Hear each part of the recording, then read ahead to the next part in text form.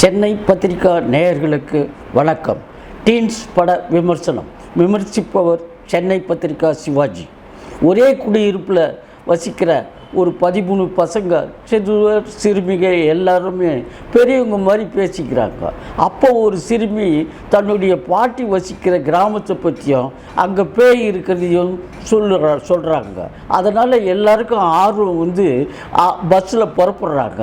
ஆனால் பஸ்ஸு பாதி தொலைவு தான் போகுது. அதுக்கப்புறம் அவங்களால போக முடிய மாட்டேங்குது. அதனால் காட்டு வழியில் போகிறாங்க. காட்டு வழியில் பாதையில் போகும்போது ஒருத்தராக மிஸ் ஆகிக்கிட்டே வராங்க. அதனால் எல்லோரும் சர்ச் பண்ணிக்கிட்டே நடந்துக்கிட்டே போயிட்டே இருக்காங்க.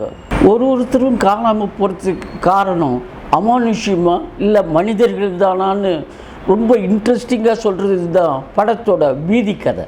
படத்தில் நடித்த சிறுவர் சிறுமியர்கள் வசன உச்சரிப்பு, உடல் மொழி எல்லாமே வந்துட்டு திரைக்கதைக்கு ரொம்ப பலம் சேர்க்குற மாதிரி நடிச்சிருக்காங்க. இடைவேளைக்கு பிறகு நடித்த நாசா விஞ்ஞானியாக நடித்த பார்த்திபன் வந்து அளவாக அடக்கமாக மரியாதைக்குரியவராக நடிச்சிருக்கார். இசையமைச்சர் டி இமான் பாடல்களை திரும்ப திரும்ப கேட்குற மாதிரி அமைச்சிருக்காரு. அதுலேயும் பின்னணி இசை தான் படத்தையே தூக்கி நிறுத்தியிருக்குது. ஒளிப்பதிவு செஞ்ச கே மிக் பூ ஆரி பிரம்மாண்டமாக படத்தை இயக்க முயற்சி செஞ்சுருக்காரு. அதுலேயும் சில காட்சிகளை மிரள வச்சிருக்காரு. படத்தில் யோகி பாபு தேவையே இல்லை. அந்த காட்சிகளெல்லாம் தாராளமாக வெட்டி விடலாம். படம் முழுக்க டீன்ஸு தான்.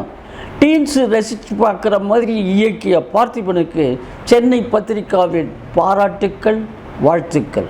நன்றி, வணக்கம். சென்னை பத்திரிகா டிவி நேயர்களுக்கு வணக்கம். லைக் பண்ணுங்கள், ஷேர் பண்ணுங்கள், சப்ஸ்கிரைப் பண்ணுங்கள். மறக்காமல் பெல் பட்டன் ப்ரெஸ் பண்ணுங்கள். அப்போ தான் நாங்கள் போடுற வீடியோ உடனுக்குடனே உங்களுக்கு ரீச் ஆகும்.